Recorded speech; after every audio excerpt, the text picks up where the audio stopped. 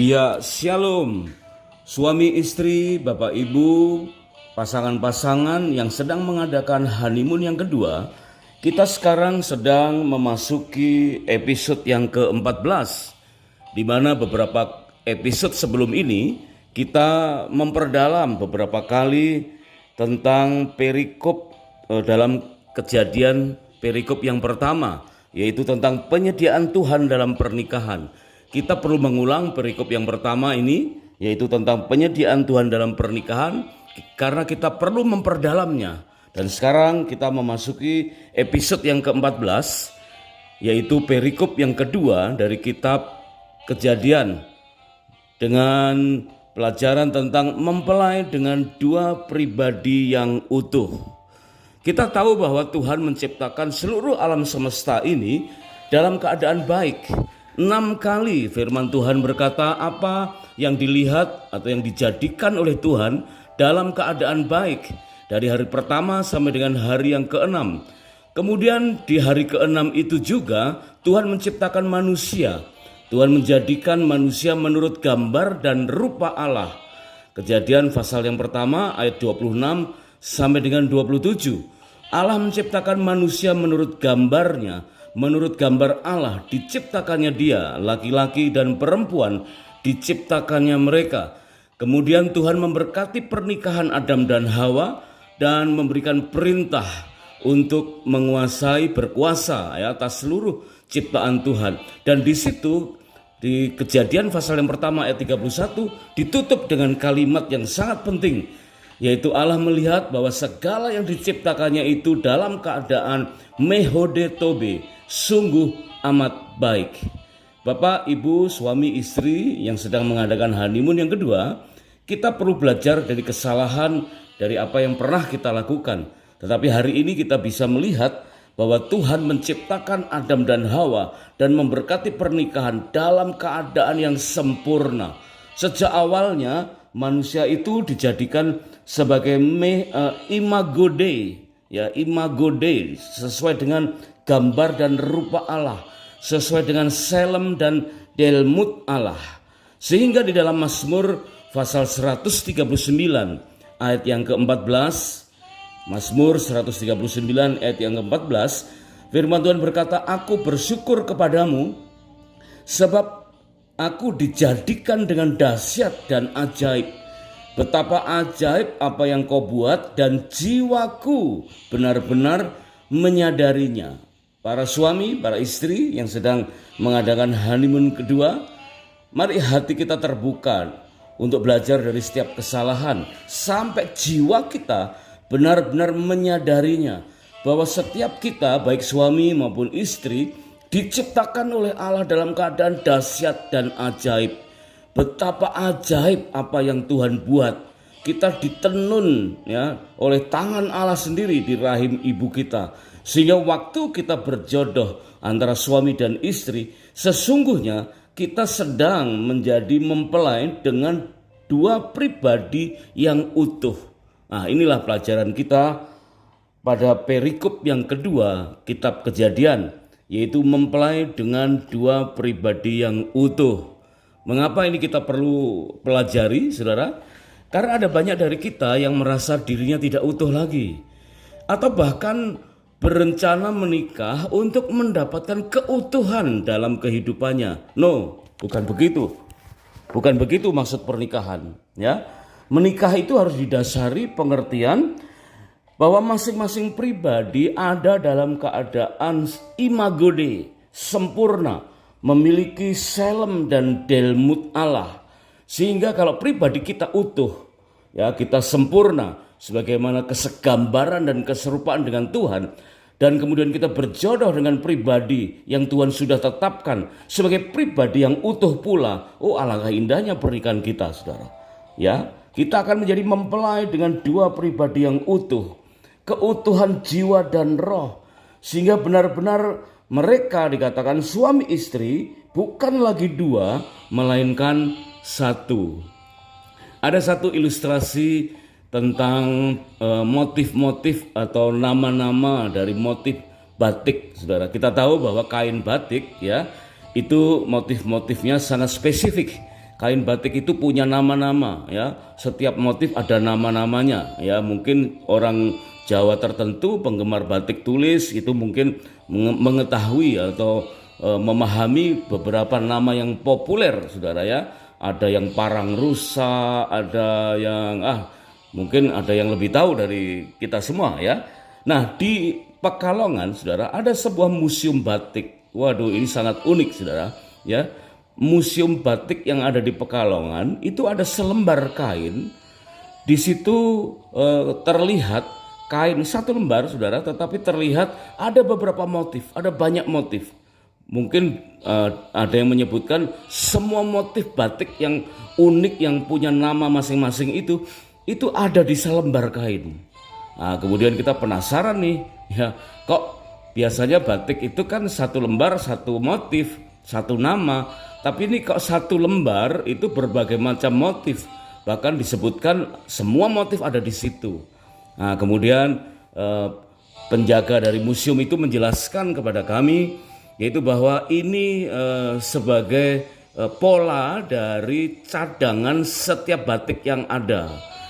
Jadi bagi penggemar batik yang mengkoleksi berbagai macam batik, kalau seandainya salah satu batik atau beberapa batik cacat misalkan ya, mungkin kena ngengat atau robek atau kena kecelakaan kecil, hal-hal yang lain tertumpah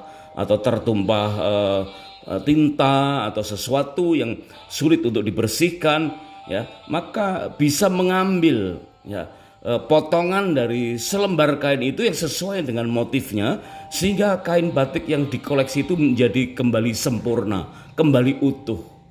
Wah, ini sebagai gambaran yang sangat indah Saudara, bahwa ada banyak dari kita berangkat dalam pernikahan bukan karena merasa dirinya utuh, tetapi karena ingin mengejar kelengkapan, kesempurnaan. Nah, hari ini harusnya kita mengerti Saudara, bahwa bekal untuk memulai pernikahan itu adalah bagaimana kita bisa mengutuhkan kehidupan kita, pribadi kita. Kita bisa dapatkan dari satu pola yang serba ada, yaitu dalam kehidupan Tuhan Yesus. Tuhan Yesus bagaikan selembar kain batik yang penuh dengan berbagai macam pola, sehingga setiap orang apabila merasa kurang utuh bisa mengambil sesuatu dari kehidupan Tuhan Yesus, memperlengkapi dalam dirinya sehingga kembali menjadi pribadi yang utuh, baru boleh berangkat menuju kepada pernikahan dan berjumpa, berjodoh dengan pribadi yang utuh pula. Sungguh sangat luar biasa ya. Perikop yang kedua dari kitab Kejadian ini Saudara, pada episode yang ke-14 kita belajar Saudara, bahwa suami istri ditetapkan oleh Tuhan bukan lagi dua, melainkan satu. Sehingga kita menyebutnya tidak perlu bingung lagi antara me or we ya, me atau we. Jadi setiap perkataan ya akan berubah Saudara, penyebutannya bukan aku tetapi kita ya. Suami istri selalu memperkatakan segala hal, entah kepemilikan, penyebutan apa saja ya, bukan me tetapi we, bukan aku, bukan milikku, bukan gua ya, bukan gue, tapi kita ya. Kita selalu berkata kita akan mengadakan honeymoon yang kedua ya, kita akan mempraktekkan keutuhan jiwa dan roh sehingga ada kesatuan, ada keutuhan dan keharmonisan.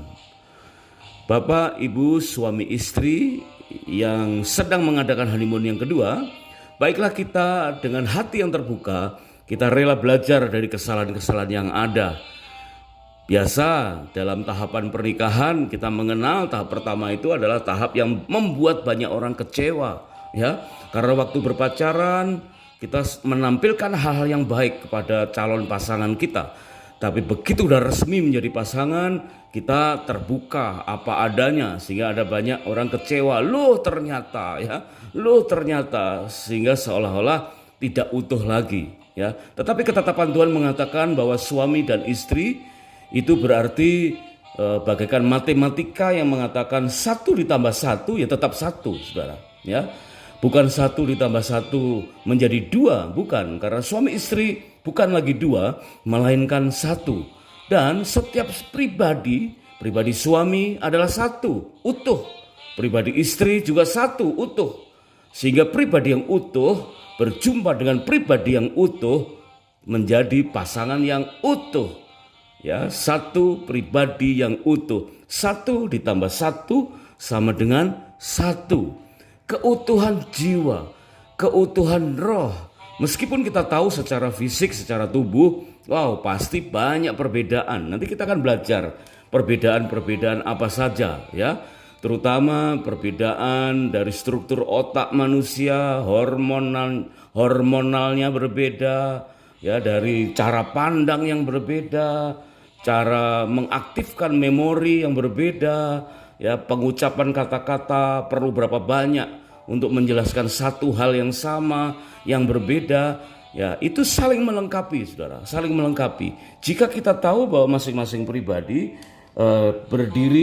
terdiri dari pribadi yang utuh, dan kalau pribadi utuh berjumpa dengan pribadi yang utuh, maka pernikahan kita akan semakin sempurna dan mengalami penyediaan Tuhan yang mehode tobe.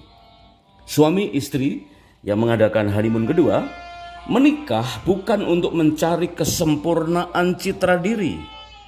Ya, menikah hanya untuk dua pribadi yang utuh yang sudah disempurnakan oleh Tuhan. Dikatakan kesatuan suami istri ini digambarkan sebagai shall be one flesh. Di dalam bahasa aslinya disebut ekat, ya, satu ikatan, jamak satu ikatan, bersatu dengan benar, kesamaan cara pandang. Wah, ini indah sekali nanti apabila kita praktekkan dengan manifestasi kesatuan ini.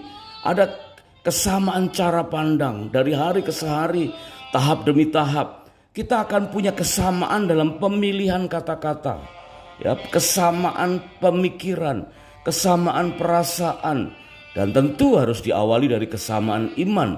Artinya pun iman harus sama-sama bertumbuh. Iman harus sama-sama mencapai kepada kesegambaran dengan Tuhan Yesus. Kesegambaran dan keserupaan dengan Tuhan akan menjadikan pasangan sebagai pribadi yang semakin utuh. Kasih yang sebagai sifat ilahi dalam berkeluarga akan segera dicapai bersama-sama. Saudara, mungkin kita bergabung suami istri di antara dua suku yang berbeda, sehingga ada banyak potensi konflik, ya. Itu terbuka kemungkinan, saudara, karena di Indonesia juga welcome, ya, dipersilahkan meskipun menikah dengan suku yang berbeda. Memang ada beberapa suku yang menginginkan, ya, hanya dengan suku tertentu saja boleh menikah, ya. Tetapi satu suku pun, saudara, ternyata juga mengandung atau mengundang banyak sekali perbedaan-perbedaan. Satu contoh, suku Jawa, ya. Ada pasangan yang mengaku seorang berasal dari orang Jawa biasa, ya, keturunan rakyat biasa, saudara, Jawa biasa, Kristen, ya. Tetapi pasangannya ternyata suku Jawa tapi ningrat. Wah, dari keturunan Hamengkubuwono yang kedua, ada garis keturunan, ada serat kekancingan, ada sertifikat, ya, yang keluar dengan huruf-huruf tulisan Jawa, sehingga dikatakan ini keturunan ningrat, darah biru.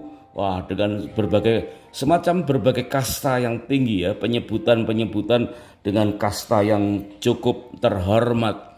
Artinya apa, saudara? Meskipun sama-sama satu suku, tapi ternyata berkemungkinan ada banyak perbedaan-perbedaan, ya. Itu dari kasta, ya, belum lagi dari family tree, dari pohon keluarga yang berbeda, ya, dari kebiasaan yang berbeda, cara pandang, ya, dari buku, dari pengalaman, dari pendidikan, ayah ibu yang berbeda. Itu membuat kita pun mempunyai perbedaan-perbedaan dengan pasangan kita. Tetapi biarlah masing-masing diri kita memahami bahwa kita ini terdiri dari pribadi yang utuh. Pernikahan adalah kesatuan dari dua pribadi, masing-masing sebagai makhluk rohani yang berjiwa dalam tubuh yang bersifat sementara. Wah, ini harus sama-sama kita pahami, saudara, bahwa kita ini asalnya bukan dari dunia ini, kita asalnya dari surga. Ya, kita hanya diberi pengalaman untuk mengasah, ya, sesuatu yang indah, karena dikatakan besi menajamkan besi, Manusia menajamkan sesamanya. Kita diberi kesempatan hidup bersama untuk saling mengasah, untuk mempertajam karunia, mempertajam iman, mempertajam feeling kita. Tetapi ketahuilah bahwa kita ini sesungguhnya adalah makhluk rohani yang berjiwa dalam tubuh yang bersifat sementara. Dan ini resikonya saudara ya, sayangnya ya, tubuh kita memang beda-beda ya, tapi itulah keadaan kita ya. Sebab itu saudara, kita perlu kerendahan hati dan kerelaan untuk diproses, untuk sama-sama berangkat menuju ke honeymoon kedua, untuk belajar dari kesalahan, melengkapi pasangan agar kita kembali mendapatkan kesempurnaan dalam keutuhan jiwa dan roh. Karena mengingat kita adalah makhluk rohani yang berjiwa dalam tubuh yang bersifat sementara, maka kesempurnaan keutuhan kita itu berpotensi untuk tergerus oleh situasi, oleh keadaan, oleh kesehatan. Ya, tetapi dengan honeymoon yang kedua ini, apabila kita lakukan beberapa kali berulang-ulang dan dengan rendah hati, dengan rela untuk diproses, maka kita masing-masing akan saling melengkapi agar kembali mendapatkan kesempurnaan dalam keutuhan jiwa dan roh. Bapak, Ibu, saudara yang sedang mengadakan honeymoon kedua, berarti saatnya kita melatih kesempurnaan gambar diri dalam pernikahan kita, sehingga kita bisa menjaga kehidupan pernikahan kita tetap harmonis bersama dengan pasangan seumur hidup kita. Amin. Kiranya Tuhan Yesus memberkati pernikahan kita semua. God bless you.